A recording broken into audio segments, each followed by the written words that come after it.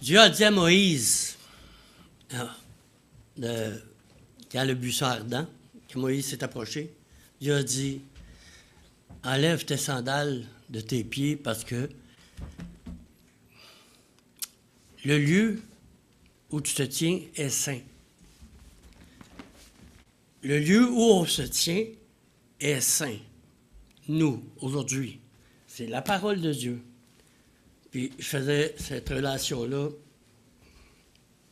en moi, tantôt, quand notre sœur nous a introduits dans les chants.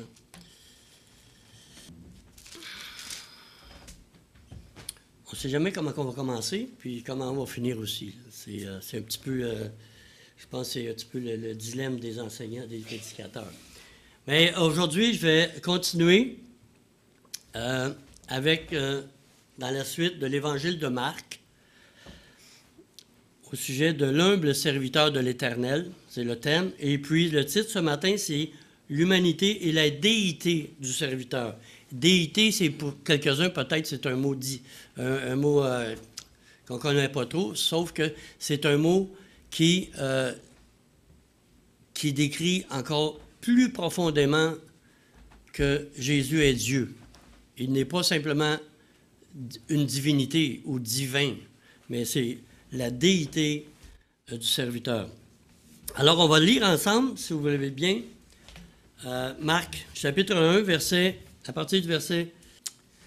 On va commencer au verset 32, mais on va regarder ensemble plus 25 à 39. Alors, Marc, chapitre 1, verset 32, ça dit « Le soir, après le coucher du soleil, on lui amena beaucoup de malades et de démoniaques.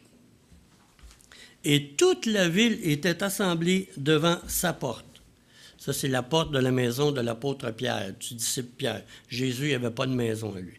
Donc, Jésus était... Et puis, j'avais déjà souligné que la maison de Pierre, c'était comme le quartier général à Capernaum du Seigneur Jésus. Il faisait le tour, il partait, il revenait régulièrement dans ce lieu-là. Alors, il guérit beaucoup de gens qui avaient diverses maladies. Il chassa aussi beaucoup de démons et il ne permettait pas aux démons de parler parce qu'il le connaissait. Vers le matin, pendant qu'il faisait encore très sombre, il se leva et sortit pour aller dans un lieu désert où il pria. Simon et ceux qui étaient avec lui se mirent à sa recherche. Et quand ils l'eurent trouvé, ils lui dirent « Tous te cherchent. » Il leur répondit « Allons ailleurs, dans les bourgades voisines, afin que j'y prêche aussi, car c'est pour cela que je suis sorti. » Et il alla prêcher dans les synagogues par toute la Galilée et il chassa des démons. J'aime rappeler que les 4 évangiles ont été écrits pour faire connaître le Seigneur Jésus-Christ dans toute sa personne humaine et ses œuvres, ses conflits, ses victoires, sa victoire sur le péché et sur la mort. Sa déité révèle le doigt, le bras de l'Éternel. Il y a aussi dans les Écritures un autre évangile. Des fois, on l'oublie. C'est le 5e évangile. C'est Ésaïe. Ésaïe qui est aussi appelé le 5e évangile, surtout les chapitres 52 et 53, dans lesquels nous retrouvons en condensé tout l'évangile. La bonne nouvelle du salut à venir est sur la personne et l'œuvre du serviteur de l'Éternel. L'évangile selon Marc, c'est l'évangile du serviteur de l'Éternel. Et puis, l'évangile d'Ésaïe, où le livre d'Ésaïe a été écrit 700 ans avant la venue de Jésus. Et, surprise, vous savez, ceux qui font le plus de mal à la parole de Dieu ou à la Bible, ce sont souvent les amis de la Bible, c'est-à-dire les chrétiens. Parce qu'on interprète n'importe comment, on prend un verset ici et là pour fonder, pour bâtir des doctrines.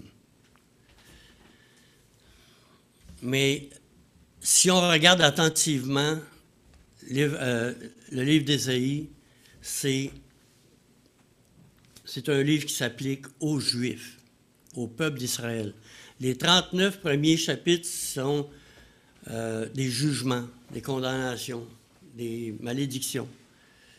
Puis à partir du chapitre 40 jusqu'à 66, on a lu 60 tantôt, jusqu'à 66, ça parle de la rédemption, la bonté de Dieu. Dieu juge son peuple. Ensuite, Dieu leur dit, écoute, je m'en viens te délivrer. Moi, j'aime beaucoup je me sors un petit peu, mais Handel, le Messie de Handel. Handel. Qui a trouvé son inspiration dans le chapitre 40 d'Ésaïe. Je veux juste le lire.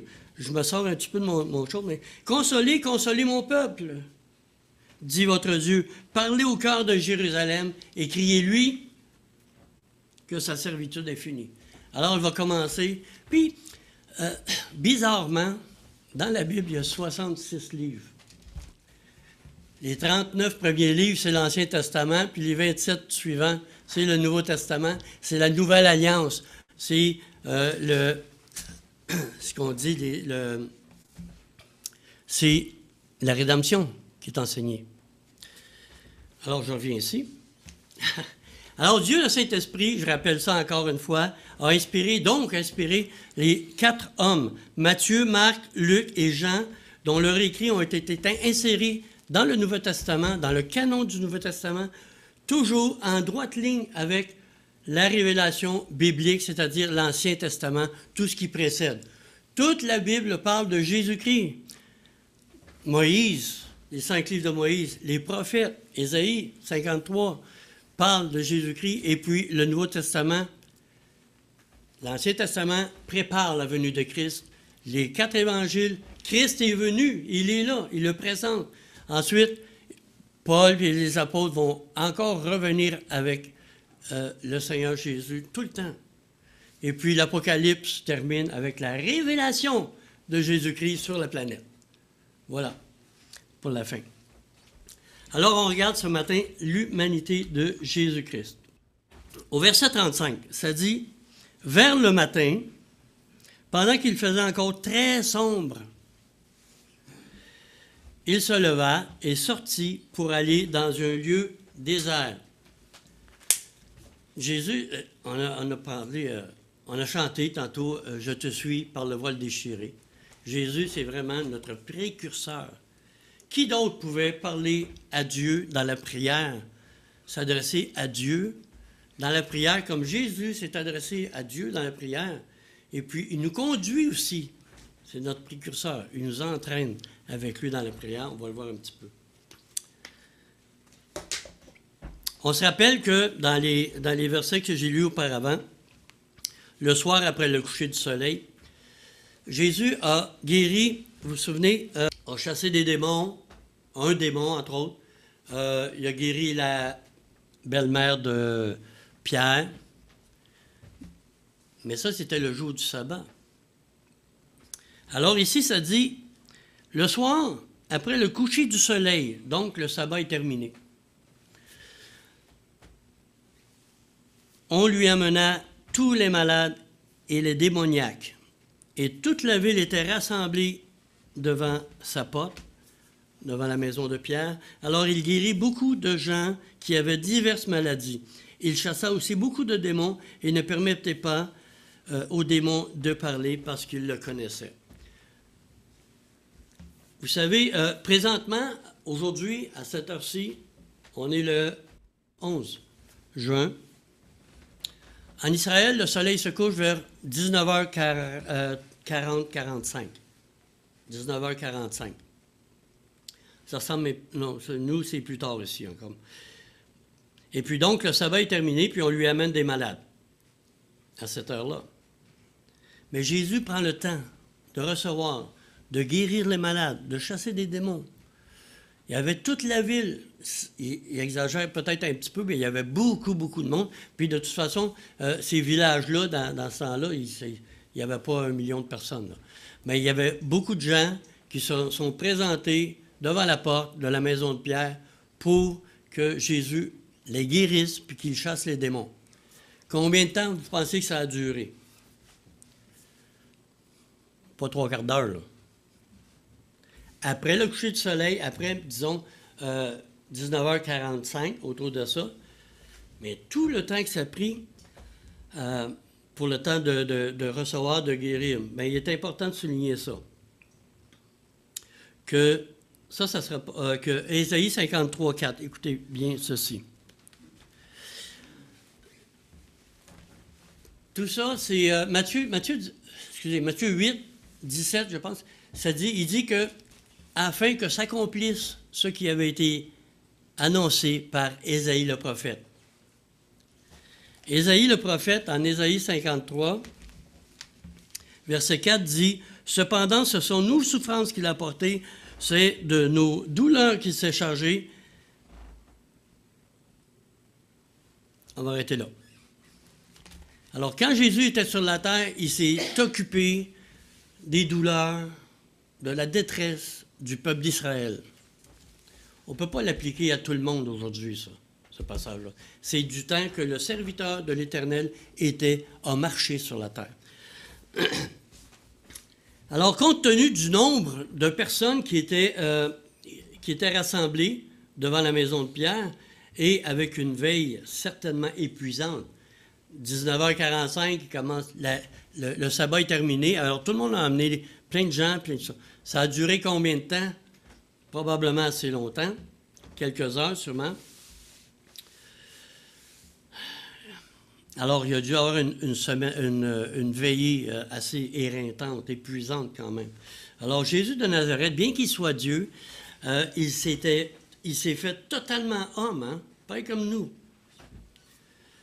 Vous savez, Philippiens 2, 6 à 8 dit que Jésus-Christ, lequel existait en forme de Dieu, n'a point regardé comme une proie arrachée d'être égal à Dieu, mais s'est dépouillé lui-même en prenant la forme de serviteur, en devenant semblable aux hommes et ayant paru comme un simple homme. Donc, nous, des fois, on veille un petit peu tard, on est éreinté le lendemain matin, hein? Ça arrive. Ça arrive.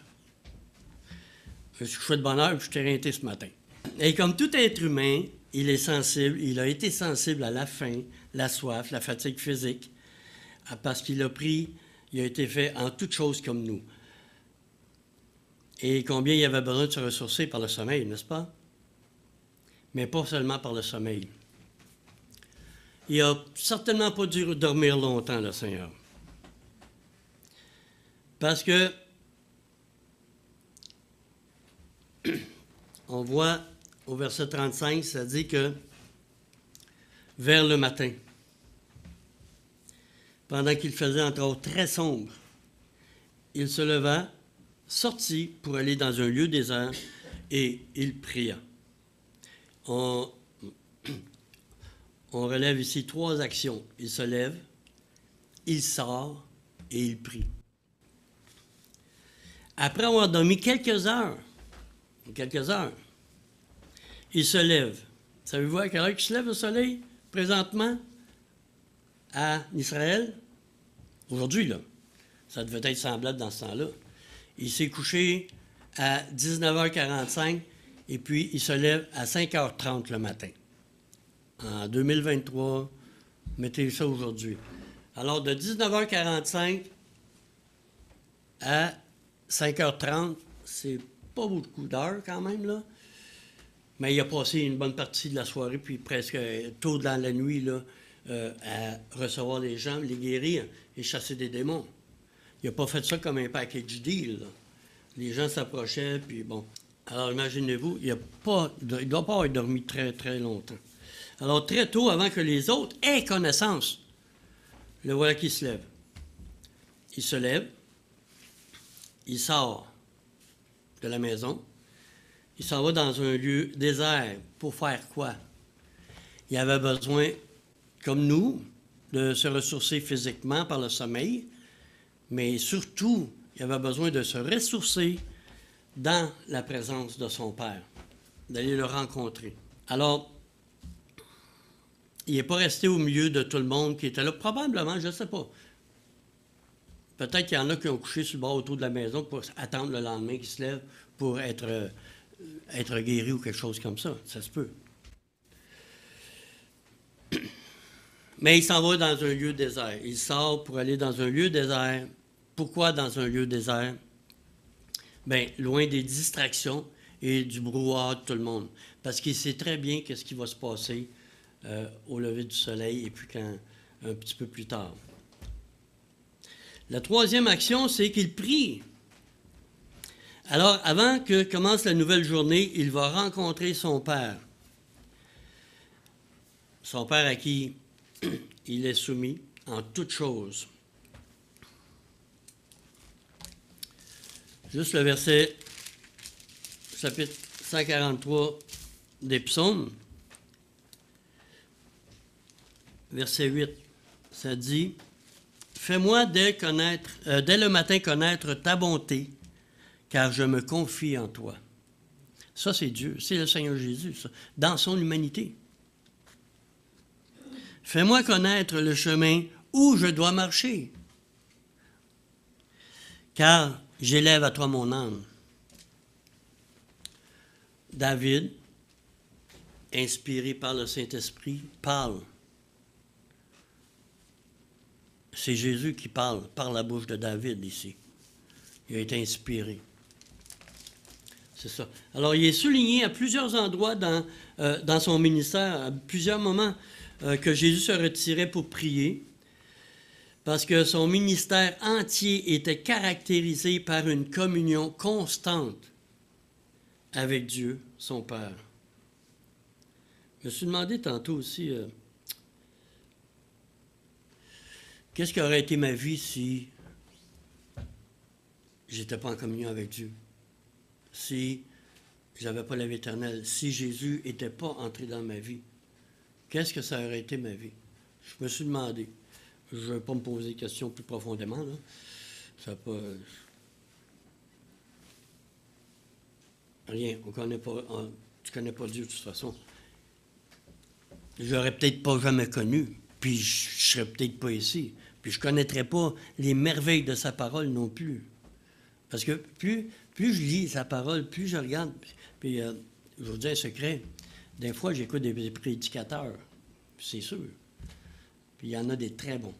Puis ça m'allume des fois la parole. Oh boy, je n'avais pas vu ça comme ça, mais c'est la réalité. La parole de Dieu, elle est vraie.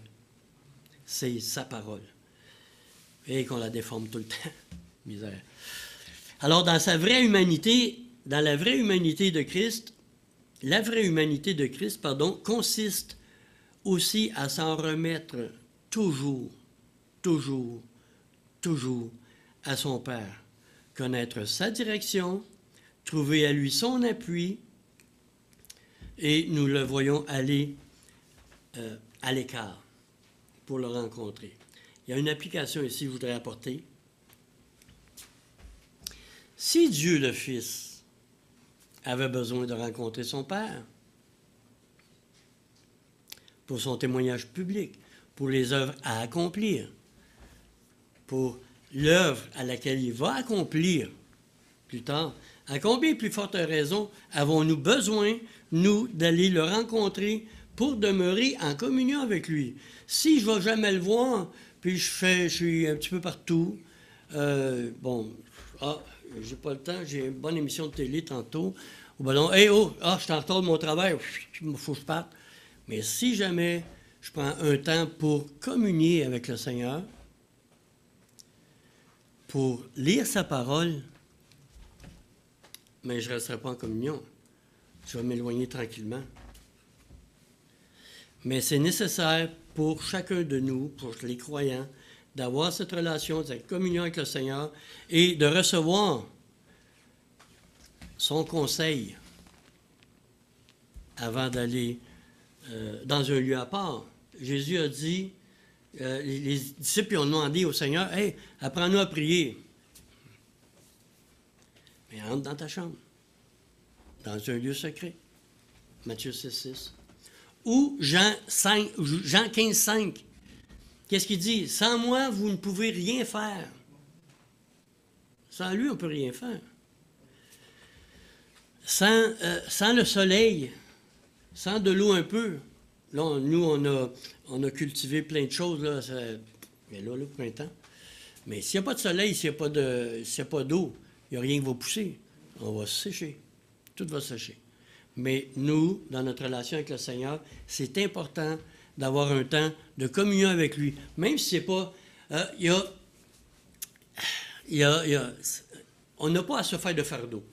Moi, j'entendais des fois des enseignements, surtout quand Jésus était à Gethsémane, il est allé prier, il est revenu, puis il a prié encore, puis il est revenu, puis il a dit aux apôtres, « Ah, vous n'avez pas pu veiller 1 heure avec moi. » OK?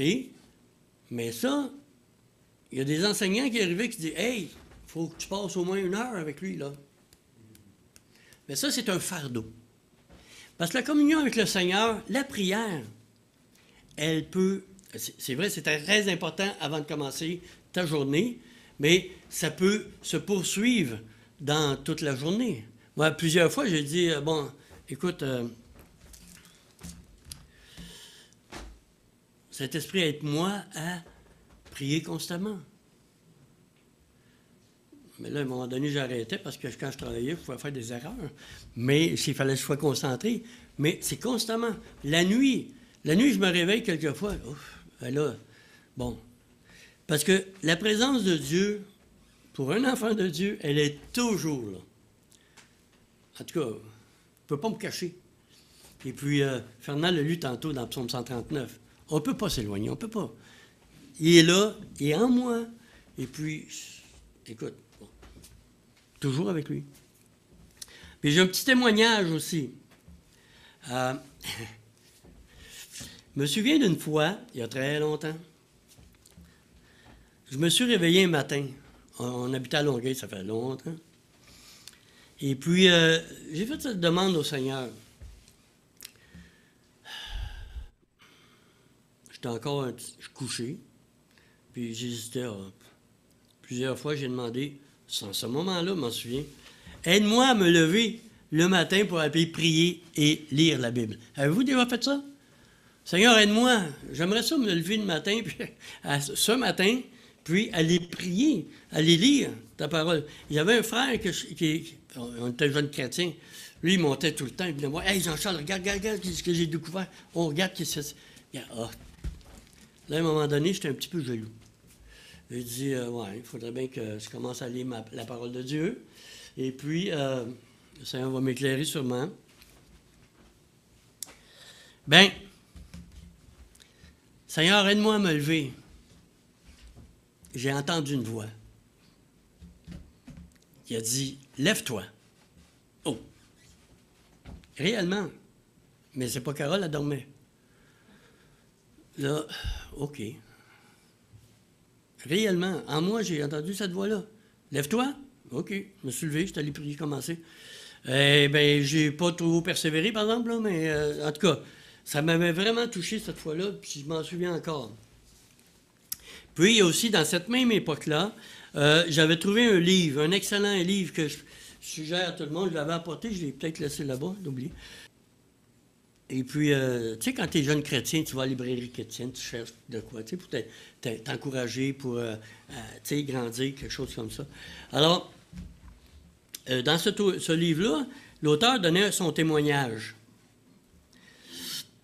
Et comment il avait entrepris de donner son temps au Seigneur.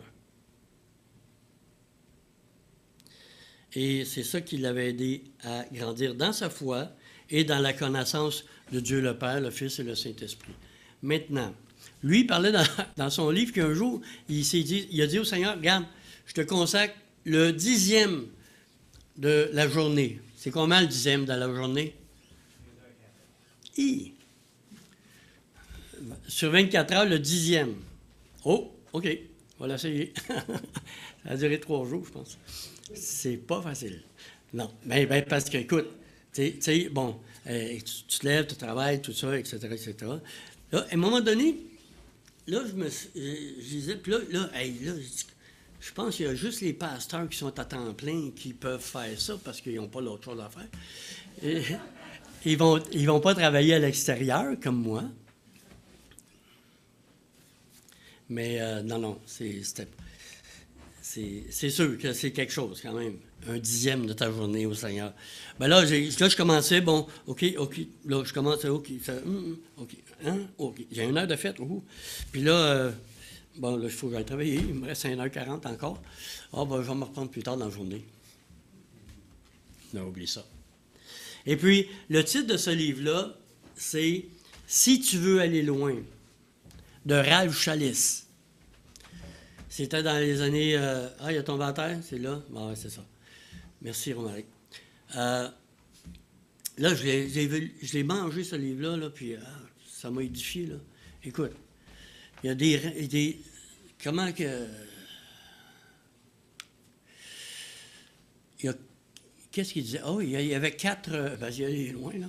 Il y a 4 bases. Il y a la prière, il y a la parole de Dieu, il y a la communion fraternelle, et puis il y a, tout ça, après ça, dis-le à tout le monde. Fait que les 4 certains fondements là-dessus. Et puis, il est venu à Montréal, et puis même je suis allé voir 2 fois. Pas parce que je n'avais pas compris la première fois, c'est parce que la deuxième fois, il y avait un autre thème. Alors, non, mais c'est... Puis, qu'est-ce qui m'avait frappé, ce monsieur-là, là? Écoute, c'est un homme humble.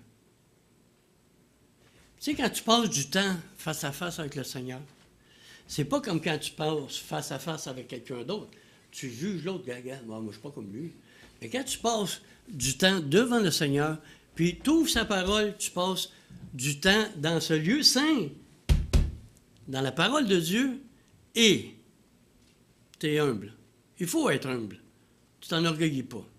Dieu est saint, sa parole est sainte, et puis c'est devant le Seigneur Jésus-Christ qui est sans péché que je dois me présenter constamment, que je dois me comparer.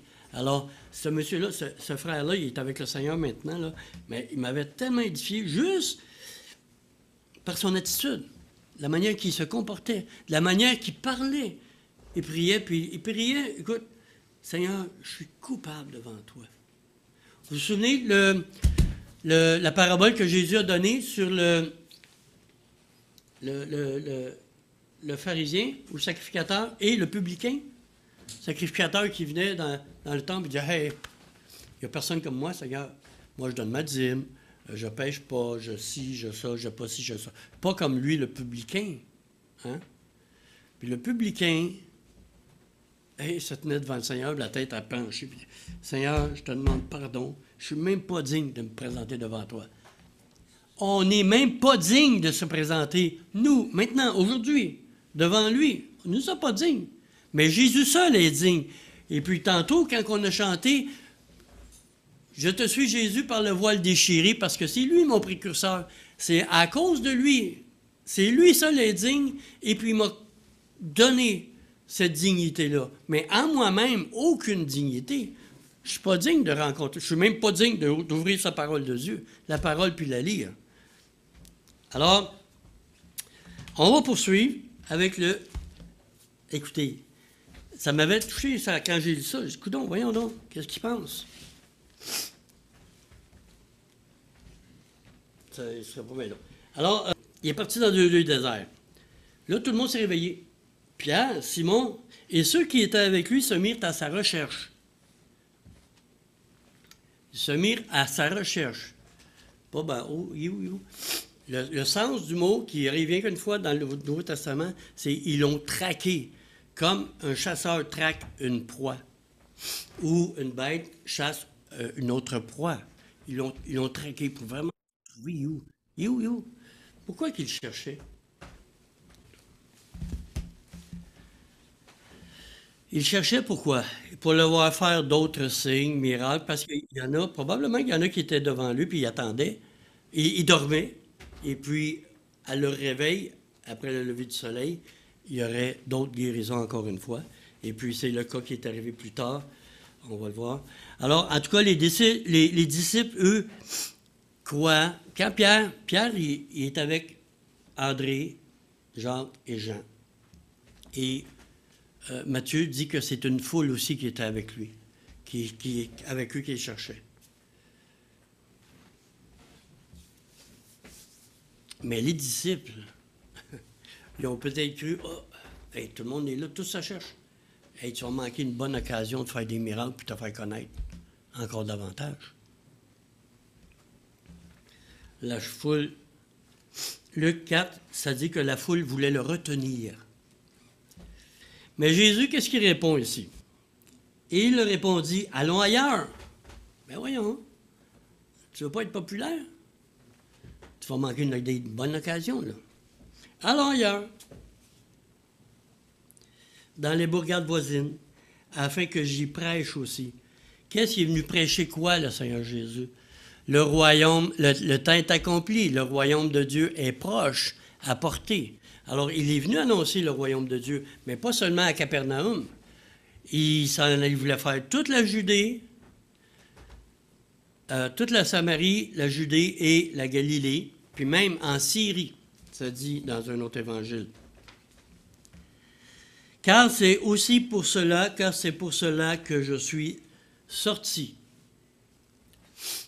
Ici, le terme, quand il dit ça, il dit, c'est pour ça que je suis sorti.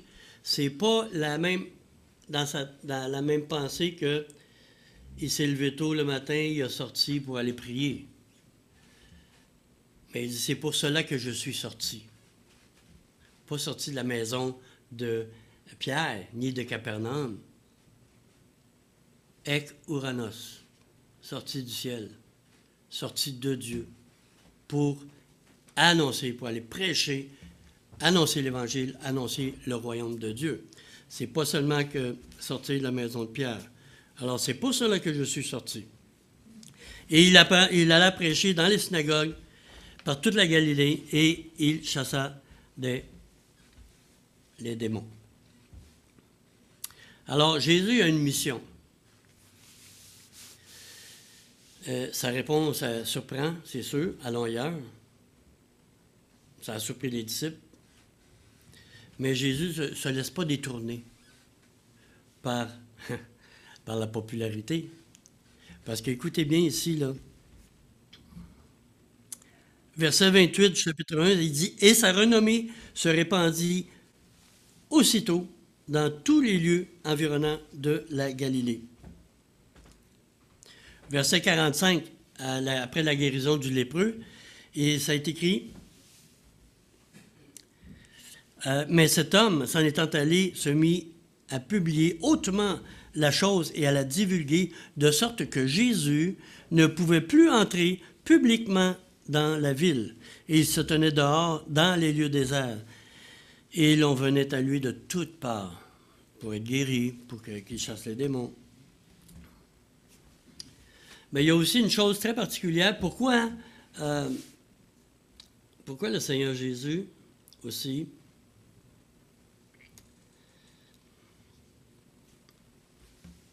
prie? Bien sûr, il dépend à tout instant de son Père. Ensuite, avec tout ça, tout ce qu'il vient de vivre, là, ben là, il se prépare à une autre phase, la prochaine phase de son ministère, celle qui commence au chapitre 2, on va le voir plus tard, où nous voyons les chefs religieux qui vont commencer à l'observer, à regarder qu'est-ce qu'il fait, afin de pouvoir l'accuser. On le voit dans l'Évangile de Jean, on l'étudie le dimanche soir, le mercredi, pardon, et puis on va le voir aussi dans la suite de l'Évangile de Marc, afin de pouvoir l'accuser et le livrer aux Romains, les chefs religieux du peuple, et puis pour finalement le crucifier.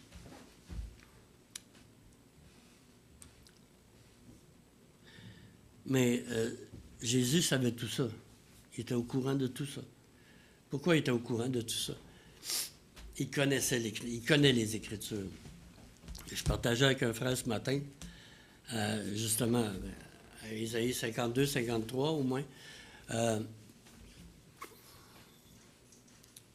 Jésus, il savait qui il était, savait pourquoi il était venu, Il connaissait les Écritures. À tel point que les scribes et les pharisiens, on le voit dans l'Évangile de Jean, l'entendent parler, puis se sont dit, « Hey, d'où vient qu'il connaît les Écritures? » D'où vient qu'il connaît les Écritures? Lui qui n'a pas étudié, il n'a jamais étudié. Mais il n'a jamais étudié selon les rabbis, selon les pharisiens, selon les scribes. Il n'a jamais étudié ça. Mais les Écritures ont été inspirées de Dieu. Et qui est-il? Est-ce qu'il connaît les Écritures? Certainement. Et puis, dans les temps à venir, lui, présentement, il sait qu'est-ce qui l'attend. Il sait ce qui l'attend. C'est pour ça qu'il passe son temps en communion constante avec le Père. Ici, je vais juste terminer par la lecture. Pas de commentaire, juste la lecture de chapitre d'Ésaïe 52-53, afin de bien établir le contexte de Marc, Matthieu, Luc et Jean. Parce que tous les auteurs du Nouveau Testament se sont inspirés dans l'Ancien Testament. Ce n'est pas des paroles qui sont venues comme ça dans les airs, là. Se sont inspirés. Et puis, comme je disais au début, malheureusement, la Bible est maltraitée beaucoup plus par les chrétiens que les autres. Le monde, les non-chrétiens ne connaissent pas les Écritures. Les chrétiens connaissent un peu les Écritures. Moi, je suis encore un enfant dans la parole de Dieu. C'est pour ça que je continue à lire, puis lire, vous encourager, l'autre fois, lire toutes les Écritures. M. Chalice, c'est ça ce qu'il disait. Il dit dans ses 2h40 de dîme pour le Seigneur, lui, il prenait 3 chapitres de l'Ancien Testament, un dans le Nouveau, pour lire la Bible dans un an. Et au bout d'un an, il faisait quoi? Il recommençait. Moi, ça m'est arrivé 2-3 fois de lire au complet. Mais dans une quarantaine d'années, le reste du temps, c'était plus le Nouveau Testament parce que, bon, j'allais vite. Maintenant, j'ai décidé de recommencer il n'y a pas tellement longtemps avec plusieurs chapitres de l'Ancien Testament, puis même plusieurs, 6 à 7 chapitres dans tout l'ensemble de la Bible. Pourquoi c'est important? Pour avoir l'ensemble de toute la Bible. Pas aller juste chercher des petits versets ici et là. Vous savez, je reviens souvent là-dessus. On prend souvent 2 Samuel 7,14. « Ah, si mon peuple s'humilie, prie et cherche ma face, je l'exaucerai des cieux. » Combien de chrétiens pensent que c'est à propos du Québec? Pas du tout. C'est du peuple d'Israël. Si mon peuple s'humilie, Dieu parle pour Israël. Si le peuple d'Israël... L'Église n'est pas un peuple. Le peuple de Dieu, c'est Israël. L'Église, c'est l'épouse de Christ. C'est le corps de Christ. C'est par l'Église, Romains 11, que Dieu va susciter de la jalousie au peuple d'Israël, afin qu'il se tourne vers lui. Mais c'est ça le but de l'Église aussi. L'Église, le corps de Christ, c'est pour rendre jaloux le peuple d'Israël afin qu'il se convertisse. Et puis j'ai vraiment à cœur un jour de lire avec vous, puis méditer ça. Il y a 27 versets, ça va aller vite. Alors, au verset 52 Merci. Réveille-toi, revêt ta parure, Sion, c'est Israël, le pays.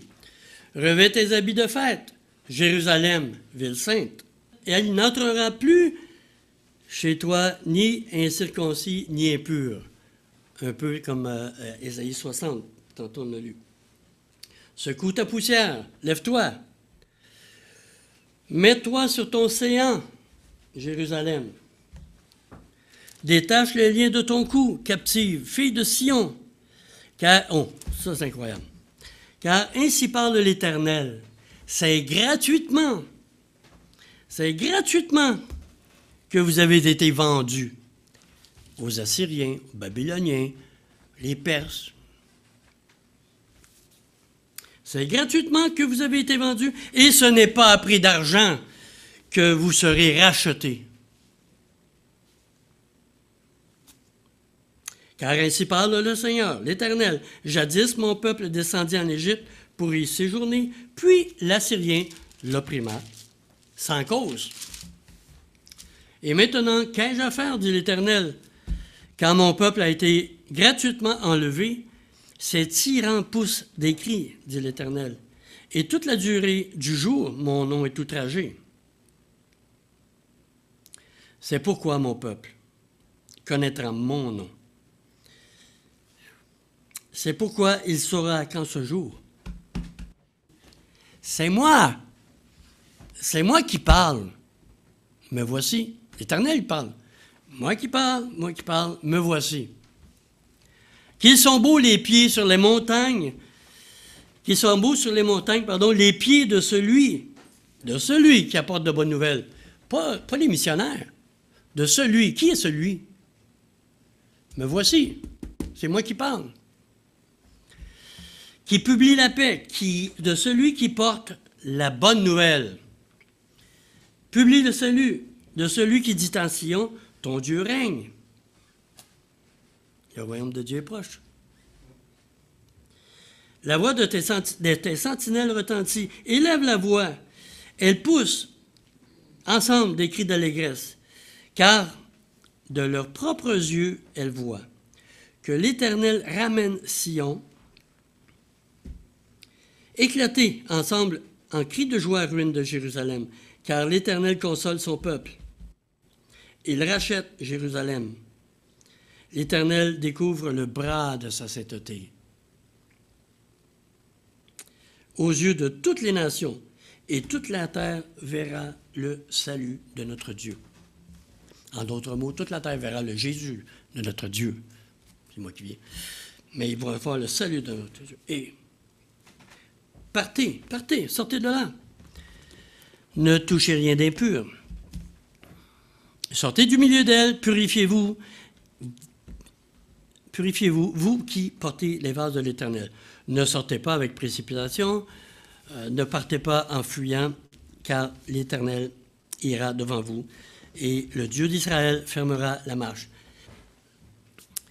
Dans la Bible, dans l'Ancien Testament, ou dans la Bible, vous savez, les chapitres puis les versets, il n'y a pas de séparation.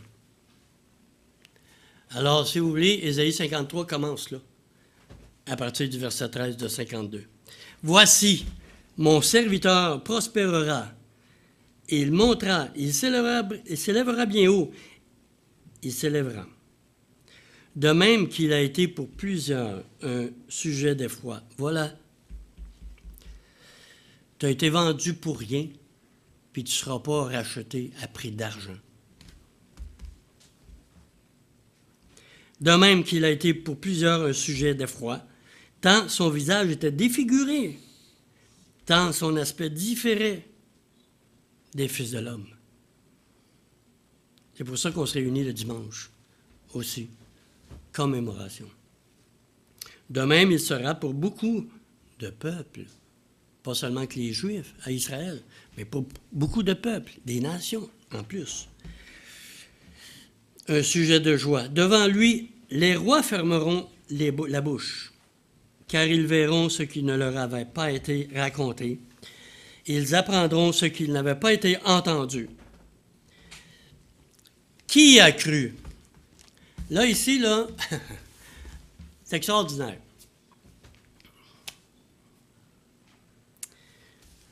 Ésaïe, ici, là, à partir du verset 1 qu'on retrouve dans Ésaïe, c'est les verbes sont au passé. Alors, vous remarquez? Qui a cru à ce qui nous avait été annoncé? Qui a reconnu le bras de l'Éternel? Il s'est élevé devant lui comme une faible plante, comme un rejeton qui sort d'une terre desséchée. On la chante, hein? Il n'avait ni beauté, ni éclat pour attirer nos regards. Son aspect n'avait rien pour nous plaire. Méprisé et abandonné des hommes, homme de douleur, habitué à la souffrance, semblable à celui dont on détourne le visage. Nous l'avons dédaigné. Nous n'avons fait de lui aucun cas. Cependant, ce sont nos souffrances qu'il a portées. C'est de nos douleurs qu'il s'est chargé, et nous l'avons considéré comme puni, frappé de Dieu et humilié.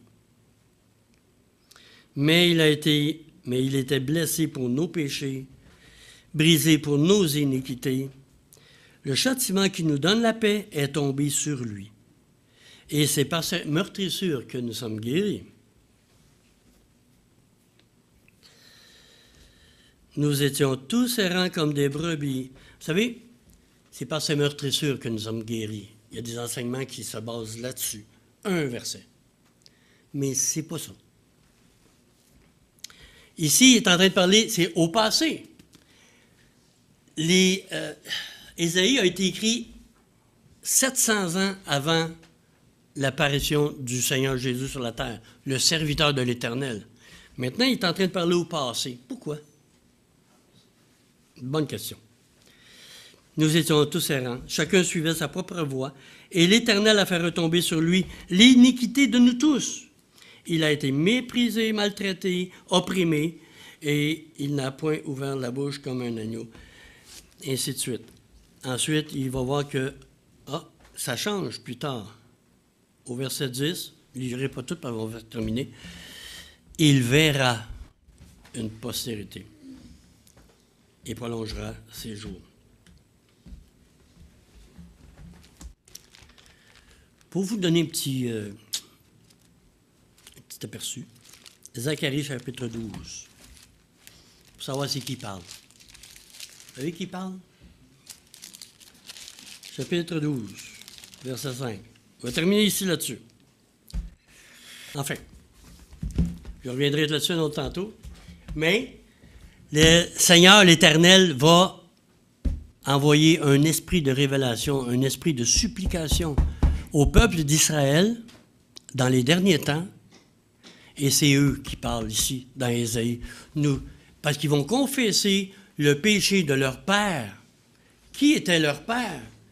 Ceux qui ont rejeté, qui ont méprisé le Seigneur, leur Sauveur, qui ont méprisé celui qui a dit, voici, c'est moi qui parle, voici je viens. Ils ont rejeté Dieu. Mais Dieu, dans sa grande bonté, dans sa grâce, il va donner au peuple d'Israël un esprit de supplication, et alors ils verront, ils vont comprendre celui qu'ils ont crucifié, qu'ils ont percé. Et ils vont pleurer sur lui comme on pleure amèrement, comme on pleure sur un enfant unique, merci. Mais voilà, Ésaïe 52, 53 ne s'applique pas à des chrétiens ou à l'Église ou baser des fausses doctrines, des faux enseignements. Tout le monde va être guéri. Non. Il est en train de parler, il dit, il nous a guéris par ses meurtrissures. Il nous a. C'est le peuple d'Israël qui a illuminé à la fin des temps. C'est bientôt de plus en plus de Juifs se tournent vers le Seigneur. Et puis, de plus en plus, Ésaïe 53, il est prêché. Il est prêché parmi les Juifs. Là, il commence à réaliser quelque chose, là. Parce que Ésaïe 53 a été, pendant peut-être des centaines d'années, laissé de côté par les rabbins, parce qu'ils ne saisissaient pas c'est quoi. Maintenant, le Seigneur donne, puis ouvre les yeux tranquillement au peuple d'Israël. Alors, Jésus est venu vers son peuple, hein? Il est venu chez les siens, et les siens ne l'ont pas reçu. Mais ils vont le recevoir un jour. Alors Jésus, il est venu comme le serviteur de l'Éternel. Il a manifesté par des miracles, par chasser des démons, qu'il était le Messie. Et puis là, dans les temps à venir, en Marc chapitre 2, à partir de là, on va voir les conflits de plus en plus.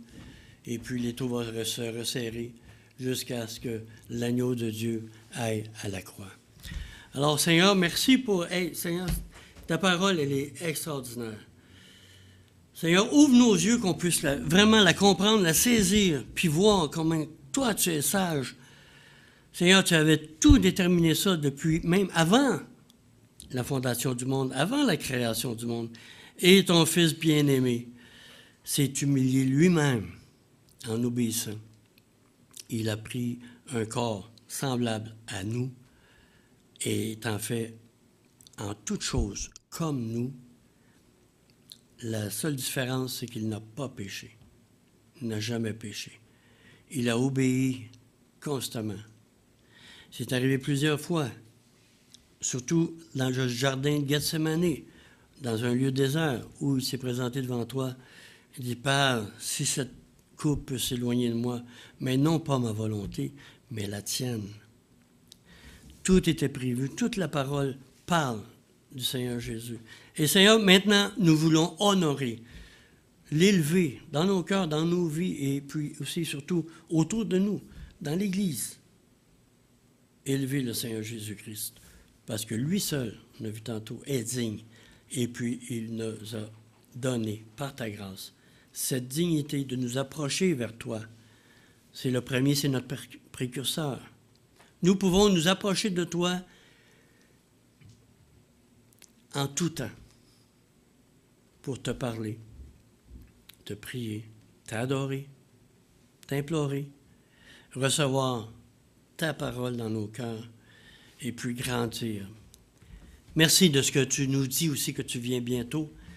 Et puis, Seigneur, c'est notre espérance. On attend que tu viennes bientôt délivrer cette planète du mal, de l'ennemi, puis venir y régner. On a lu tantôt que tous ceux de la terre vont venir s'agenouiller devant toi en apportant leurs trésors, les rois et leurs serviteurs, pendant le millénium. Alors, merci pour ta parole sainte. Et puis, fortifie-nous, bénis chacun de tes enfants ici ce matin, ceux qui sont sur Zoom, puis ceux qui sont en présentiel. En Jésus, Seigneur, on te prie. Amen.